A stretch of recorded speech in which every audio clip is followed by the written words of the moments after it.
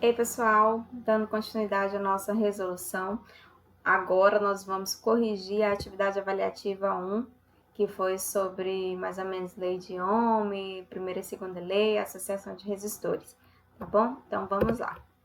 Número 1 falava o seguinte: através da segunda lei de Ohm, o que é possível calcular? As cargas elétricas, letra A. B, a resistência. C, uma resistividade. Letra D, a corrente. Bom, a segunda lei de Ohm, ela está falando diretamente sobre a questão da resistividade do material, né? A resistividade do condutor, do material ali aplicado. Então, a segunda lei de Ohm, ela fala sobre a resistividade. Resposta certa, letra C. Número 2. A capacitância representa uma razão entre. Bom, a gente acabou de corrigir a aula de capacitores da lista de exercício, né? Onde a gente falava que a capacitância, ela é uma relação entre quem? Entre a carga elétrica, que está sendo ali aplicada no capacitor, e a tensão. Então, carga elétrica dividida por tensão. Então, letra A, tensão e corrente? Não. Letra B, resistência e corrente? Não. Letra C, carga e tensão. Resposta certa, letra C, a carga dividido pela tensão. Capacitância é igual a carga elétrica total, dividido pela tensão que está sendo aplicada no capacitor. Número 3. Capacitores são dispositivos eletrônicos capazes de produzir cargas elétricas. Justifique sua resposta. A, verdade. B, falso. Resposta, falso. Por que falso? Olha a afirmativa. Capacitores são dispositivos eletrônicos capazes de produzir cargas elétricas. Capacitores, eles não produzem a carga elétrica. Eles vão fazer o quê? Armazenar carga elétrica. Então, a partir do momento que você tem uma diferença de potencial, uma tensão sendo aplicada, que aí nós vamos gerar um campo elétrico, a gente vai produzir uma polarização de cargas, nós estamos trabalhando as cargas aqui à medida disso, e aí a gente vai estar armazenando, vai estar fazendo o processo de armazenagem de carga e não de produção em si. A produção de cargas elétricas não é parte do capacitor, beleza? Então, resposta certa, B, falso. Número 4 fala o seguinte: na associação de resistores em paralelo, a resistência equivalente será sempre menor que o valor do menor resistor de associação. Justifique sua resposta, verdade ou falso? Resposta, verdade.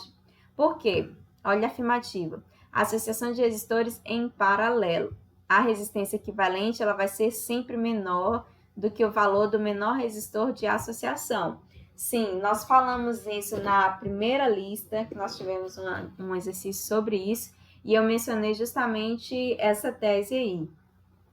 Quando você faz uma associação de resistores em paralelo, o valor da resistência equivalente, até uma forma de você verificar que o seu cálculo está batendo certo, é que você vai pegar lá, entre essa associação, você vai pegar o menor resistor, o resistor de menor valor, e vai comparar. Seu resultado, a resistência equivalente, ela é menor do que esse resistor?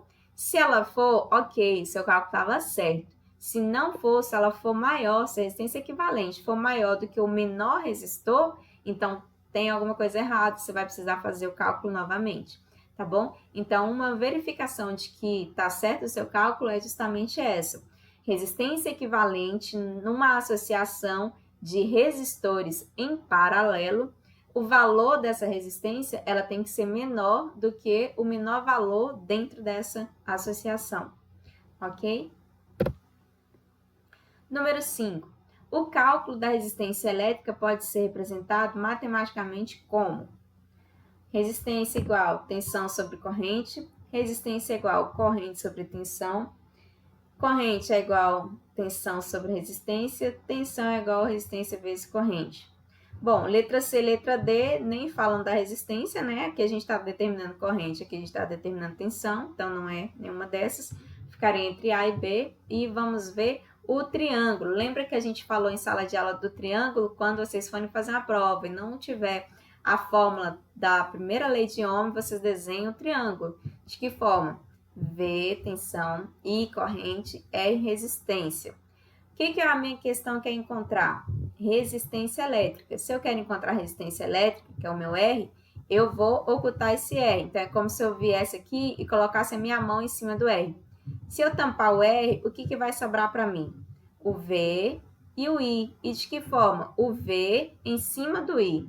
Se o V está em cima do I, logo a gente percebe que a fórmula é resistência é igual a tensão dividido pela corrente. Então, onde que é isso? Resistência é igual a tensão dividido pela corrente. Resposta certa, letra A. Pode fazer o triângulo que dá certo, tá bom? Primeira lei de Ohm. Número 6. Complete a lacuna. A é uma capacidade de um corpo qualquer que seja impedir a passagem de alguma coisa elétrica, mesmo quando existe uma diferença de potencial aplicada. Separe as respostas com uma vírgula. Bom, então, a resistência é uma capacidade de um corpo qualquer que seja impedir a passagem de corrente elétrica, mesmo quando existe uma diferença de potencial aplicada.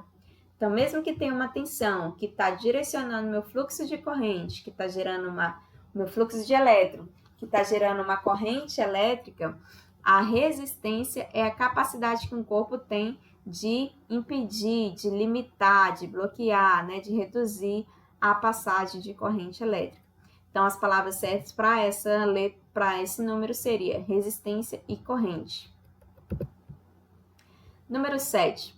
O campo elétrico é ativado a partir do potencial elétrico inserido na estrutura composta por duas placas metálicas e um material dielétrico. Justifique sua resposta. O campo elétrico é ativado a partir do potencial elétrico inserido na estrutura composta por duas placas metálicas e um material dielétrico. Verdade ou falso? Verdade, nós acabamos de falar em capacitores. Ele que está falando o que é um capacitor, né? E está falando do campo elétrico gerado. Que o campo elétrico gerado, ele é gerado a partir do momento que existe um potencial elétrico e esse potencial ou essa tensão, ele é inserido nessa estrutura que é composta pelas placas metálicas. Então, a partir do momento que a gente aplica uma tensão nas placas e no material dielétrico, a gente vai fazer o quê? Ativar um campo elétrico. Essa resposta está certa. Número 8. A corrente elétrica é o fluxo ordenado de portadoras de carga elétrica ou deslocamento de cargas dentro de um condutor, quando existe uma diferença de potencial elétrico entre as extremidades. Quais são essas cargas? Cargas elétricas, prótons, nêutrons, elétrons. A corrente elétrica é o fluxo ordenado de quem? De elétrons. Então, resposta letra D. A corrente elétrica é o fluxo ordenado de elétrons ou deslocamento de elétrons dentro de um condutor, quando existe uma diferença de potencial. Quando uma tensão é aplicada entre duas extremidades de um condutor, nós temos aí um fluxo ordenado de elétrons, que é a corrente elétrica. Então, letra D, elétrons. Número 9. A primeira lei de Ohm estabelece que a proporção razão, entre a diferença de potencial, tensão e a corrente elétrica no condutor é igual à resistência elétrica desse condutor. Justifique sua resposta. Verdade ou falso? Então, é a razão entre tensão e corrente elétrica, tá certo? Tá, porque a gente acabou de fazer a atividade aqui mesmo, né, nessa lista, onde falava que a resistência era justamente isso, tensão sobre a corrente. Isso é estabelecido na primeira lei de Ohm. A diferença de potencial, tensão, sobre a corrente elétrica vai nos garantir o quê? A resistência elétrica. A gente trabalha essas três grandezas na lei de Ohm, né? Tensão, corrente e resistência. Há uma proporcionalidade entre elas. De que forma? Diferença de potencial e corrente elétrica, a gente garante a resistência elétrica nesse condutor, tá bom? E, por fim, complete. Na associação a tensão é a mesma em todos os resistores. Qual é o tipo de associação de resistores que a gente tem a mesma corrente em todos os ramos, em todos os resistores. Na associação em paralelo. Na associação em paralelo, quando a gente coloca uma associação em paralelo de resistores, nós estamos aplicando aí a mesma corrente. O que vai alterar? Vai alterar na associação em paralelo, nós estamos aplicando a mesma tensão. O que vai alterar é a corrente, porque cada resistor agora vai ter uma passagem de corrente, um valor diferente aí, que ao final essas correntes vão se somar à corrente inicial da fonte. Mas, em tese, a corrente ela vai alterar, né, em cada ramo, em cada resistor, e a tensão ela vai se manter a mesma em todos os ramos, em todos os resistores, beleza?